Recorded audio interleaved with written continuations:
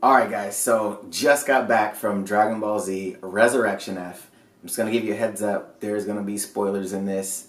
I'm not going to give you a full rundown of the movie. You have people like Rhymestyle, Quaman's Land, Thundershot. You have people like that on YouTube that will probably give you like the whole rundown of the movie, so check out their channels if you don't know who they are, but if you're watching this you probably know who they are. I thought it was awesome. I didn't want to. I was trying to not watch any, leaked footage or showing more of the movie. I really tried to go in there with like fresh eyes. This movie was dope to me. It was way better than Battle of Gods, in my opinion. Obviously, you have more character development of Whis, so you get to see him training with Goku and Vegeta. That was sick. Definitely showing the level and power between them. Like they're not even close. And I remember there was a report that Akira Toriyama was talking about that on a scale of 1 to 10, Whis is a 15 compared to Goku being like a 6. So this is a ridiculous movie when it comes to action. You literally start and it's rolling. It doesn't take an hour to get into stuff. Like there's stuff going on early on in the film, so I love that part about it. There were little Easter eggs too, especially when Goku was fighting, when Vegeta was fighting Frieza. Which was so dope. There was a part where he was talking about, why would I, basically why would I, like you, or why wouldn't I kill you, or why would I forgive you for destroying my planet? And then you hear Beerus in the background, or we saw in the background talking about, weren't you the one that gave the order, to destroy planet Vegeta? And he was just kind of like, shh, he doesn't need to know stuff like that. So that was funny. But I wonder what that, if that actually puts in, something for Dragon Ball Super. Who knows? Other cool things, Jacko was hilarious in this movie. I didn't really know going in what kind of role he'd be playing, but he's funny. And he's not trying to be funny. Like it seemed like it was really well written, like his character. So that was dope. Honestly, the fight between Goku and Frieza was dope.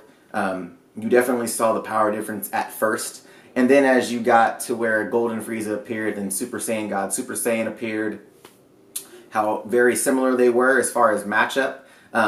However, if you think about how the movie was talking about their weaknesses, Whis was pointing out Goku's weaknesses and Vegeta's weaknesses, you could see how that kind of played out in the fight, but also, Goku he doesn't like to kill, obviously. So he wasn't going for blood. So I feel like if he was going for, killing Frieza from jump, it probably would have been a lot faster of a fight. Obviously, Goku likes to test out his strength, his abilities, and stuff like that. Frieza was literally trying to kill Goku. So I think if Goku had that edge, the fight would have been super short. But I think because of how Goku is, that's what drew out the fight so long. But once things started turning, when Goku's his weakness was really revealed, and he was kind of almost killed by a little gun from a ring, a little bullet from a ring. Vegeta steps in and gets in that ass, boy. That was so dope, and it was tight because Vegeta never really gets that play in movies. He's always like the guy that steps in, and you think he's gonna get put in work, and then he gets like knocked out. Like every time he's in a movie, that's exactly him. He shows up, he's like, yeah, I'm here, and then gets knocked out. Every time. Every time. BoJack, same thing. The Super Android 13 movie, same thing. Was another one, Broly, same thing. So it was dope to see him in this movie where he shows up, he actually comes into the fight, mid-fight, and starts whooping ass. So that was dope to see. So I really like that a lot. Overall, I'll probably give this movie like an 8 or 9 out of 10. I really liked it. The CG I could do less of. It was cool to see Dragon Ball Z in that light, though, having some CG effect. I prefer the animation, though, so that's something that I didn't really care for. What else? What else was really awesome? Roshi was dope. Roshi was dope. It actually touched on why Gohan was in that weak track jacket, and why he's so scrawny. They was asking him, have you been keeping up with your martial arts training? And he was like, not really. I think I could probably still go Super Saiyan. So his level of power is significantly less than what it was most likely at the end of Dragon Ball Z. So this is cool to see, him taking on, a father role and actually having that affect his ability as a fighter. I know people were like, oh, Gohan's weak suck now and blah, blah, but it's kind of cool to see like what a real life scenario would be for somebody that stopped fighting. You know, he didn't just stay strong. But it was cool to see Roshi get in there, though, and put in some blows, so that was dope. But overall, yeah, 8 or 9 out of 10. I really liked the movie. I thought it was awesome. If you're a Dragon Ball Z fan, go see it. We want more stuff like this. So you got to support the brand, right? Got to support the movie so we can get more stuff.